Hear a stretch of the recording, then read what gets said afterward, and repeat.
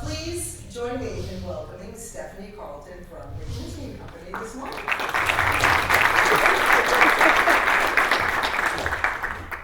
Good morning. It's nothing like at Technology Challenges to kick off a talk on technology-driven disruption. It's great to be with you all this morning. As Tory mentioned, I lead our Reform Center, which is our research institute at McKinsey, where we sit back and look at healthcare broadly in the United States, and then try to integrate it into what we're seeing day to day as we serve clients across the industry. So it's with that perspective, I'd love to share a few thoughts.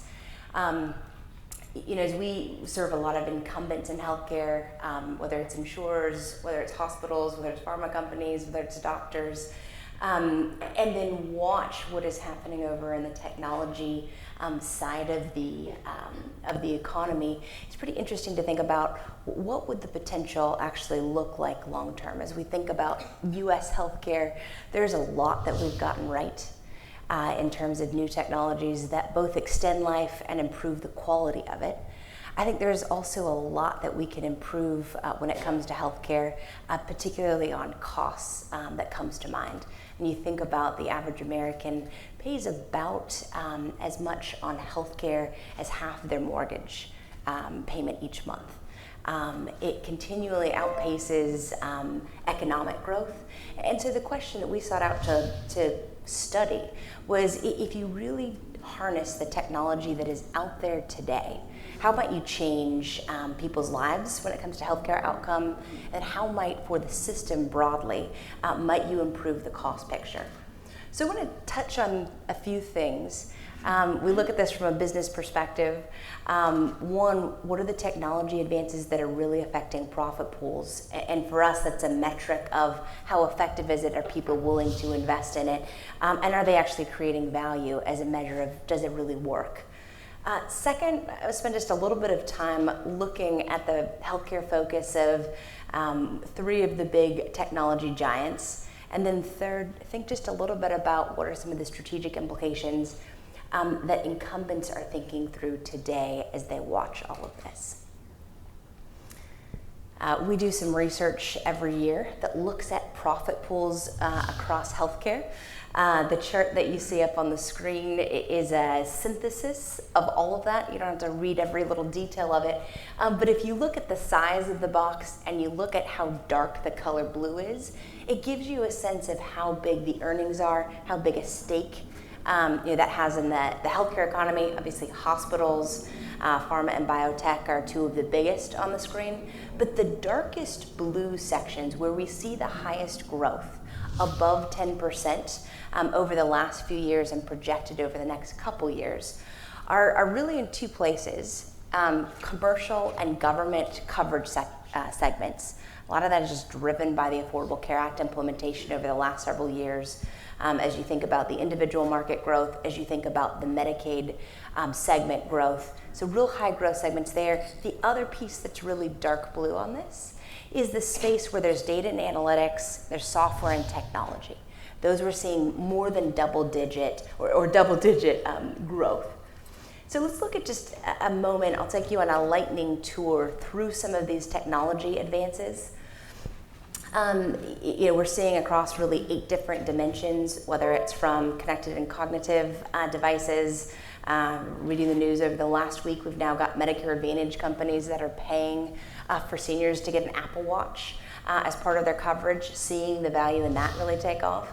Artificial intelligence and machine learning across the board. And I won't go through this all talking, but I do want to show you a short video on how these things might affect healthcare and what innovators are doing with the technology.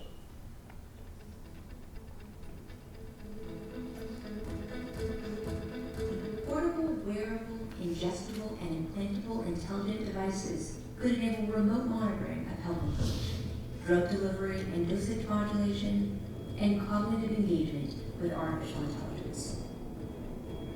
Miniature electronic implants for nerve stimulation could treat diseases like diabetes, asthma, chronic obstructive pulmonary disease, or arthritis. New therapies like cell and gene therapy, RNA therapeutics, or immunotherapy new technology paradigms like genomics and precision medicine, surgical robotics in cardiothoracic, general surgery, complex urology, and gynecological, robotic delivery for in-hospital medication delivery and medical supplies with drones, 3D printing with customized prosthetic devices, drug development, and tissue engineering. Analytics and data troves could enable longitudinal patient-centric health records, highly targeted therapies, and resource and spend optimization.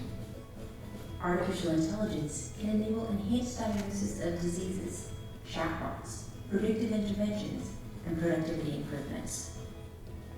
Blockchain features no central control over a database with a distributed ledger, immutable record of all transactions, redundant storage across all nodes of the blockchain, and permissioned access to data. Rules-based administrative processes can enable prior authorization workflows, claims adjustments, customer service inquiries, quality score improvements, membership growth tactics, and common support function tasks.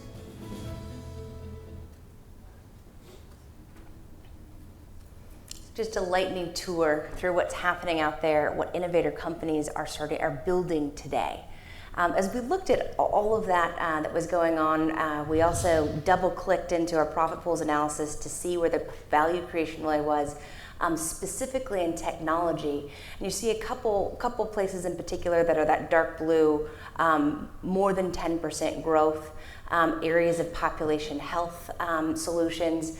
These are for providers taking on increased risk. Things where there's patient and member engagement, trying to engage people more directly in their health.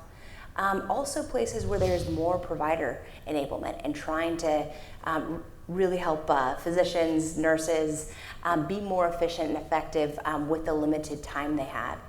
And then a couple other areas I'll call out all around data and analytics. And some of the information services. Those are the highest growth areas when we think about value creation in the tech healthcare space. So then we went and looked at what are the big tech players doing when it comes to healthcare. There's all this innovation that's out there. How are they thinking about it? Where are they innovating? And we picked 3 examples. There's a lot of tech companies that are doing really interesting things, but the ones we picked are some of the bigger ones. You look at what Amazon's doing, and taken together, what they're really building is a distribution ecosystem. If you think about the logistics capabilities they have just as a core company, they're able to offer customers that ability to order things from the comfort of their own homes, which is pretty cool when you start thinking about healthcare and how do you deliver things, same day in many cases, to a consumer that may need medical supplies or drugs. Some of the partnerships and companies they've been building or buying include PillPack, that's taking pharmacy ordering and delivery online, again, using their logistics infrastructure and capabilities. Amazon is one of the companies that has partnered over the last couple years with Berkshire Hathaway, JP Morgan, to start thinking about we've got to do something differently when it comes to serving employees in their healthcare. What can we do here? But if you look at what they're doing, it's building what we call a distribution ecosystem. Apple has a little bit different focus in what they're building. If you think about Apple, it's really a smart devices ecosystem.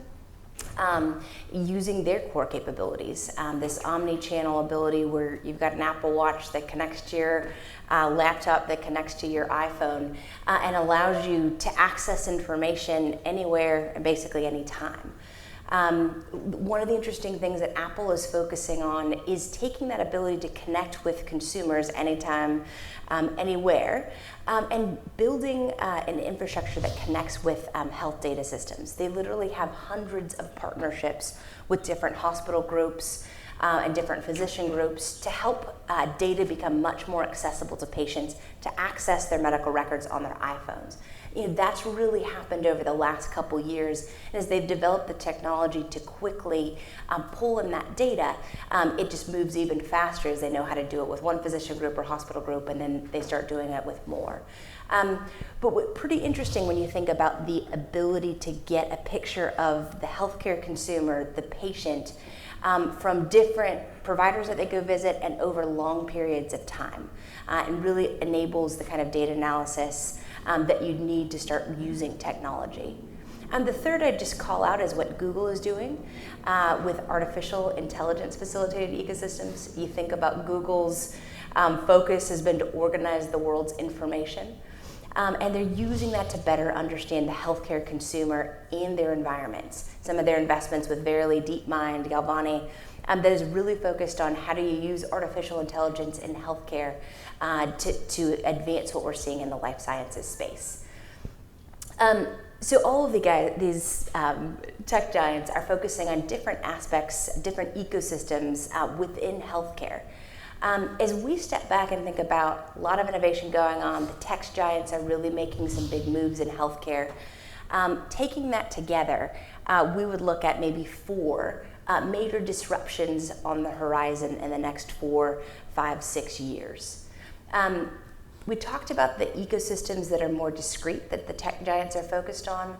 I think what we haven't seen them focus on, or anybody focus on, is a fully end-to-end view of the consumer that connects their data in real time to their ecosystems. More on that in just a moment. Some of the other disruptions that we'd see, we could spend hours talking about these, but is a radically more efficient medical supply chain. These, you think about what Amazon is doing with their logistics infrastructure. Third, looking at a modernized transaction and data infrastructure. These are some of the things we're already seeing possible with blockchain, with artificial intelligence, and a healthcare system that has traditionally been very fragmented. Technology being able to connect those, I think we see a real potential for disruption there as well. And then fourth, some of the AI technologies and some of what Google's doing, we'd see a much faster and more effective pipeline of therapy development as you're able to simulate patient conditions and run some of the trials more quickly and accelerate the data and the findings from clinical trials. Let me focus today in kind of the next 10 minutes really on the new healthcare ecosystems and what we see as possible there. But it level sets as we step back and think about the healthcare system. There's really 4 that you could see real disruption in the future. So I mentioned what we haven't seen is an end-to-end healthcare ecosystem. And by that, what I mean is a concept where you take every different dimension of a healthcare consumer's life that's relevant to healthcare. Their social care, their home and self-care, the traditional modalities of care where they see a doctor or a hospital, their financing support of healthcare, and their daily life activities. We have an unprecedented level of information available in each dimension. And so we see a real potential to aggregate that data, have consumers control it centrally, and then use data with a technology-enabled virtual assistant, if you will, that uses artificial intelligence to rapidly monitor real-time data, to look at historic longitudinal pictures of patient data, and then to give that information to the healthcare consumer's family, to their clinical care providers, give them that real-time information, and then think about, okay, if I'm able to check hemoglobin A1C or glucose on a daily basis, how do I respond better and adjust glucose or insulin dosages? And some of these things can be really helpful for chronic conditions. But it's taking that real-time picture, that holistic picture of a patient, and using technology to really create value and better serve those patients, often in the setting of their own home, that might have just been previously available in a high-cost facility. You think about the focus of those ecosystems and where they could really be tailored. The first population group we would see are some of the population that's just healthy, or there may be a well-managed chronic condition. And there's a lot of that is actually going on today in early stages with Apple Watches. They're able to use EKGs any time of the day. And the lives that could be affected by that, we'd estimate 200 to 250 million Americans, and a lot of spend that's affected by that. Second, we see this could be a separate focus for individuals who have high needs and multiple comorbidities, that you could design things where you're really connecting those consumers to their caregivers, to their clinicians on a real-time basis, and being able to flag when there might be a predictive event that an intervention could avoid a high-cost facility stay. And then the last category we would see you could tailor things to is how to use it for a specialty chronic condition. And you could see, for somebody with cancer, how do you use their medical history and some of their genetic information to figure out what's the right cancer therapy for their specific profile. And think about using different data pieces, but more holistically for those patients. So we kind of stepped back and looked at taking these things together. What really might healthcare look like in the future? We all want much more from our healthcare system. Care isn't always available when you need it, and the information that is available isn't always reliable and doesn't know you and your medical history. Too many people may not end up in the right place, with the right provider, receiving the right care at the right time. Just imagine how this could be better. Smart devices actively monitor your vital signs. AI programs use data to identify potential areas of concern and gauge the level of severity. Patients with ongoing conditions could have additional monitoring devices prescribed for them to transmit data critical to a remote diagnosis. Meanwhile, an AI assistant identifies the best available provider based on the patient's current condition and needs. Telemedicine provides on-demand human analysis, not to mention comfort, in a more immediate and convenient way. And the physician has a full view of the patient's health history, leading to an informed analysis and enabling a more holistic treatment recommendation and course of action. With seamless delivery, all without the need for an in-person visit. And fees are deducted from the patient's account as part of her care subscription. While this may sound like science fiction, the technology that will power the future of healthcare is already here and will continue to accelerate. Consumers have shown they are willing to quickly adopt new technology when it makes their life easier. In fact, it gets harder to imagine living without technology that didn't exist just 10 or 15 years ago. As consumers' expectations rise, they'll demand better services. Healthcare will be next, and the impact for consumers could be enormous in some of the most critical aspects of their lives. But healthcare suffers from an innovation gap. In most cases, you still have to go to a location, even for treatment that shouldn't require an in-person visit. Compare that to banking, which moves services online and offers customer-friendly apps. Someone is going to capture this opportunity, and many organizations are already taking action. The journey to a new tomorrow starts with decisions we make today. Where will you be in 2025?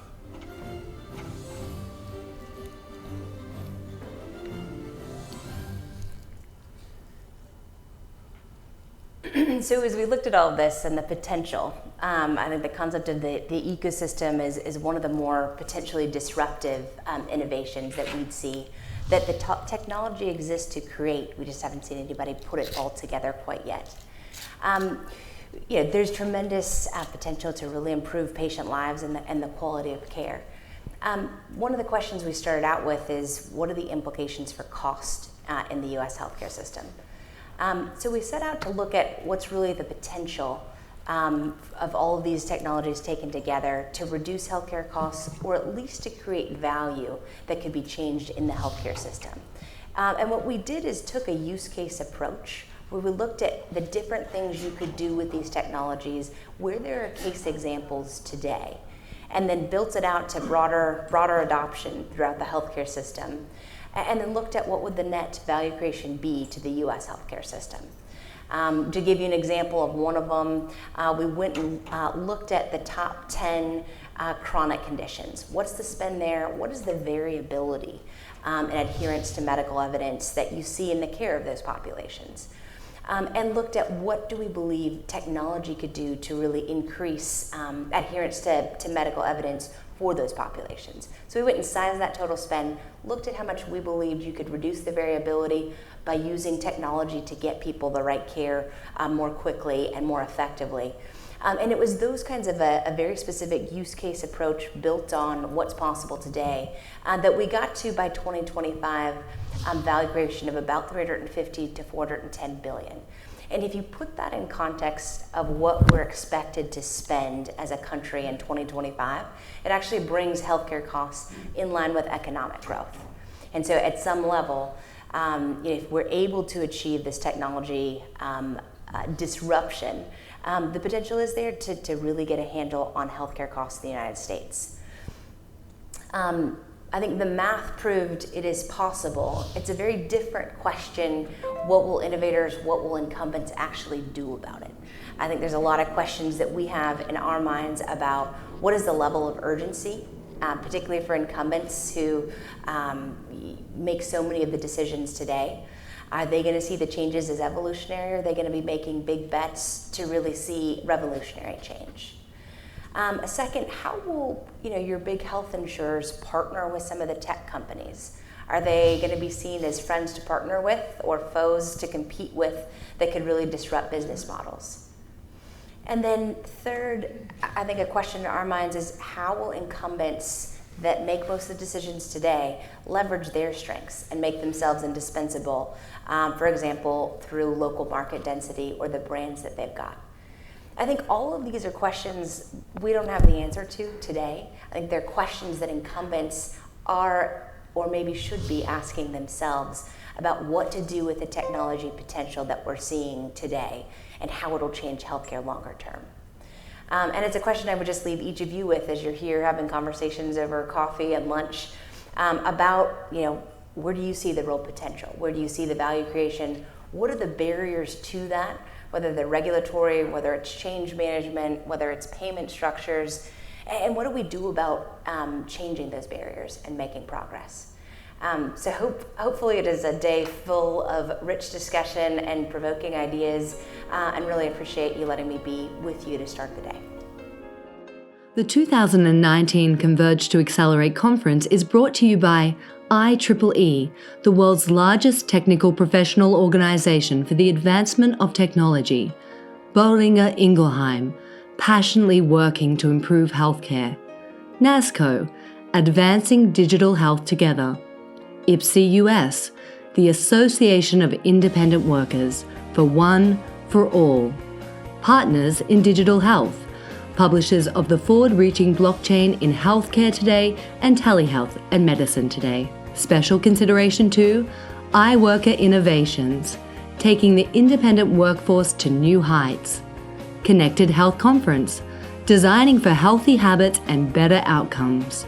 Haven Health Solutions, providing true blockchain transactional interoperability. Special thanks to Seaport World Trade Center for hosting us. We'll be right back after these messages. Don't go away.